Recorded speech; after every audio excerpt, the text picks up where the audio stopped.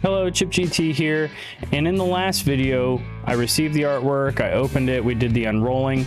In this video we're going to be applying artwork just to the back box. So without any further delay, let's go ahead and coin in and push that start button.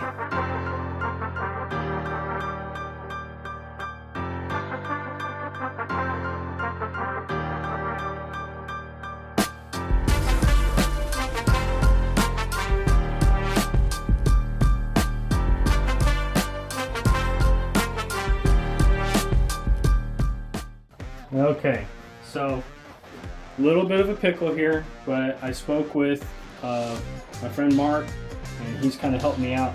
Notice how the artwork is for the old style cabinets. It's leaned forward, all right?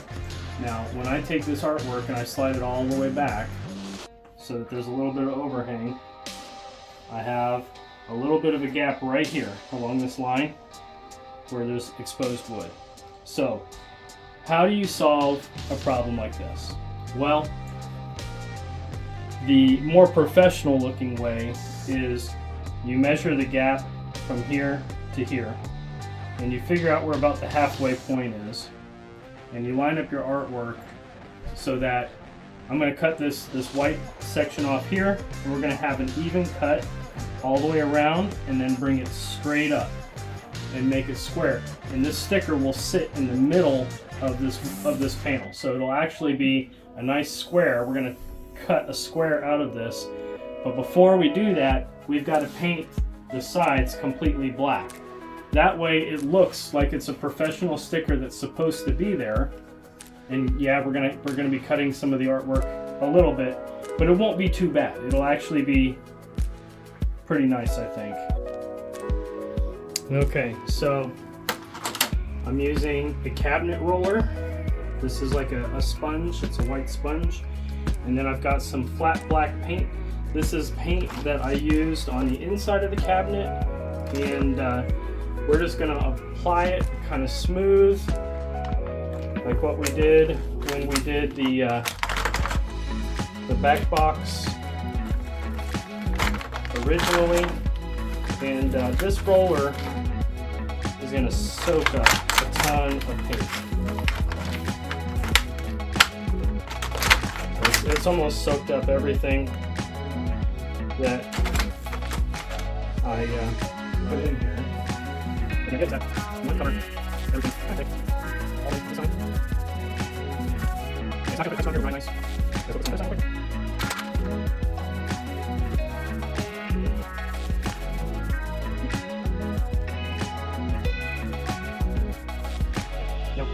I spoke with Mark about putting the stencil on, and he is by far my general source of everything pinball, and he hates it when I reference him. So Mark, this is for you if you're watching.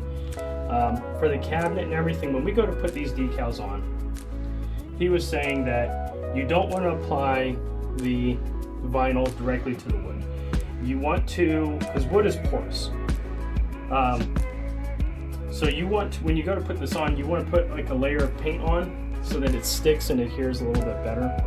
And I'm taking everything that he has to say into consideration, and I think he's 100% right. So once we finish this back box, we're going to strip the whole cabinet down, and we are going to paint it. We're going to get everything up and running. So all that hard work that we did to put this thing together, now we're going backwards. So if you're watching this and you're planning on putting yours together, make sure you do your artwork before you do everything else so you don't have to go up and down, forward and back a lot. With that said, we're going to let this dry, and in a couple of days I'm going to let this cure, and in a couple of days we will come back and we'll add some artwork. Okay, so we're back in the garage. I have the back box completely demounted, all the electronics are out. The only thing I left in is the wiring and the dome light. Everything else has been removed. I'm going to use 320 grit sandpaper. We're going to sand down what we painted, because this is kind of rough right now, and we want to get it to be a nice smooth glass finish. So I'm going to start sanding.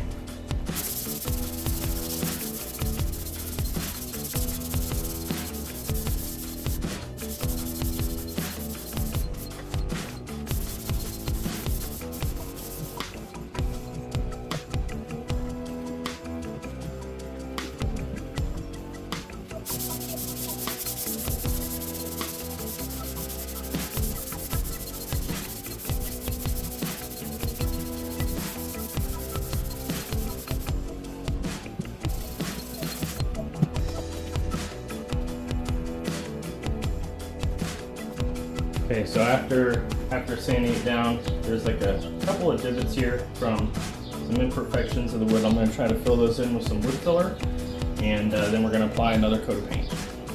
Using the same wood filling putty that I used before, and we're going to kind of stroke it across this way.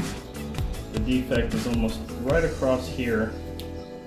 I'm going to apply into the outline, maybe a little too much. More here. And just evenly stroke right across like that. Fill in this hole, those defects. And one of the main reasons why I'm actually filling this is artwork is going to be right across the top here. And the artwork will pick up any defect that the wood has. So that's why you want it to be as smooth as glass. You want it to be clean. Like when I'm doing this, I'm not picking up any of the sanded off portions of it. So I've wiped it down with a cheesecloth to make sure that there is no paint here. This will dry in about 2 hours, and we'll come back, we'll sand this down lightly, and then hopefully at that point we're ready for a second coat of paint, and then we'll sand it again, and then this panel should be pretty much good to go for the artwork. But before we do that, I'm going to flip this on its side, and we're going to check the other side just to make sure there weren't any defects. I didn't notice these when I painted it originally. I flipped this over, sanded it down, and I gotta get the particulate off. And I'm using just generic cheesecloth for that.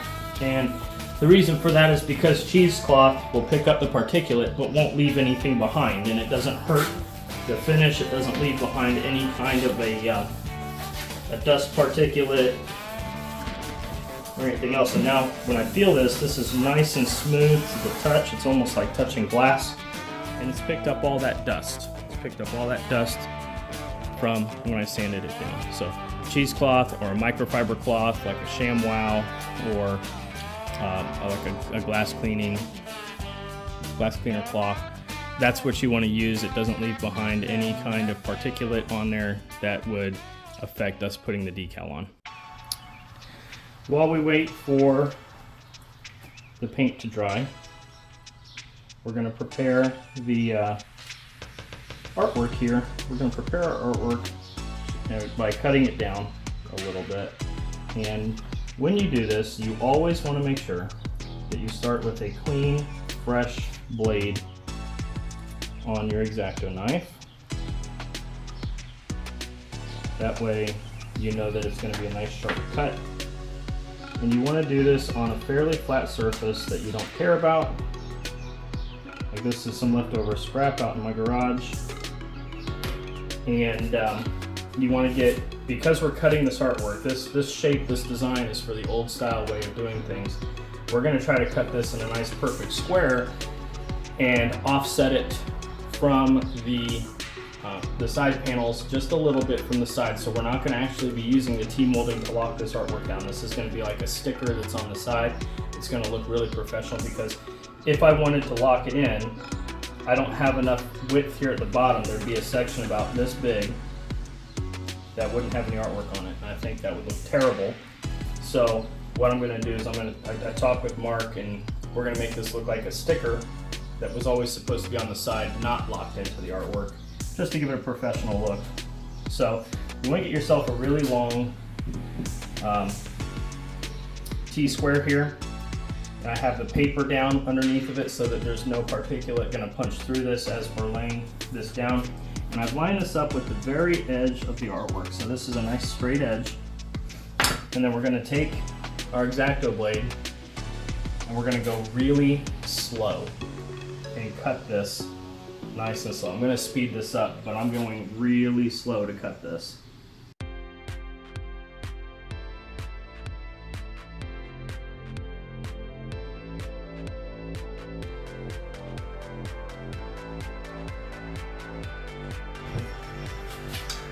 So there's no white here. And now I'm going to do the same thing across the top in this piece.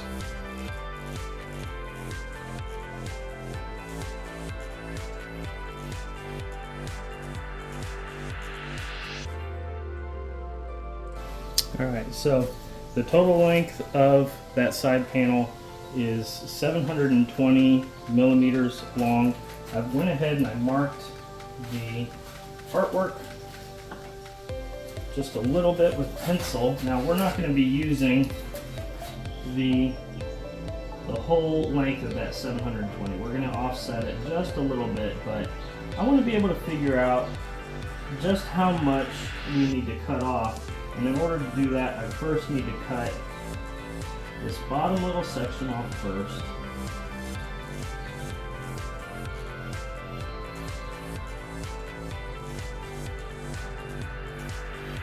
Okay, so I have the artwork laying on top of the panel itself. It's about an inch from where, see this black line here, from where we painted? It's about an inch over. So if I come up about an inch, that'll give me a 1/2 inch spacing all the way around this thing to make it nice and centered on the panel.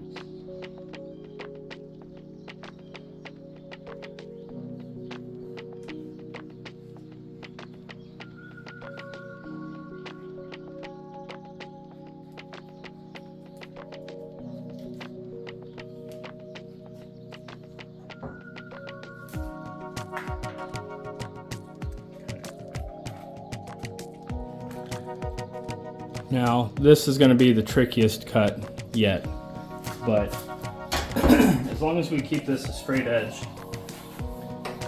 we should be okay.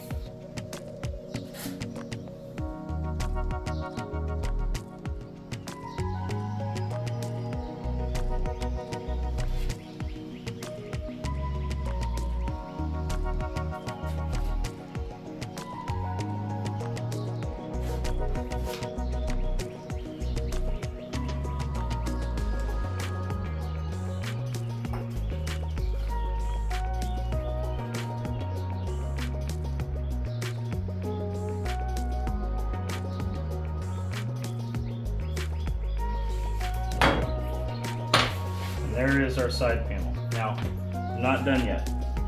I actually have a corner cutting tool that'll allow us to round these corners and make it look nice. And I'll be right back with that. Okay, this particular corner cutter, what it does is it takes a perfect corner, like a 90-degree corner on a piece of paper. And on one side, it does 1/4 of an inch. And if you flip it upside down and cut, it'll do a 1/2 inch cut. So I'm gonna take a practice cut real quick, just to kind of demonstrate this. So let's try doing the 1/4 inch first and see how that looks. And what you do is you just put in the artwork like that, and then it makes a rounded edge. I don't like the way that turned out. That does not look very good. So I'm gonna try the 1/2 inch side. And we'll just try to make it as straight and aligned as we can here. And that looks a little more professional. So it would round off by about that much and keep the 1/2 inch spacing. I think I like that. I think I am going to round it. So let's go ahead and round those corners. Okay, this is about where the artwork is going to sit with the rounded edges. I think this is looking pretty good. I think now we're just ready to finish up the final coat of paint, and then we should be able to apply our sticker sheet. Now, there's 2 methods to apply it. There's a wet method and a dry method. I'm going to attempt the dry method first, because it's supposed to be easier. And if that doesn't work out, then on the other side, I will do the wet method. The main reason I'm using the dry method is because there's a risk when using the wet method of the wood warping or bubbling slightly. With all the work that I did to smooth it out, I didn't want to risk it, and the dry method can be fixed if you make a mistake as long as you don't completely seat the artwork. For the dry method, I used painter's tape to align the artwork on the side panel with where I wanted it to be. The spacing of about 1/2 inch on all sides. I chose to start applying the artwork on the top side of the back box by peeling off the tape and pulling the backing of the vinyl partially off and folding it down on between the artwork and the back box. I then lined up the top and lightly tacked on the corners. Using a junk mail card as a squeegee, I started in the middle and worked from the middle out, applying it to make sure there were no air bubbles. I then continued to peel the backing down slowly, inch by inch, until it was completely on.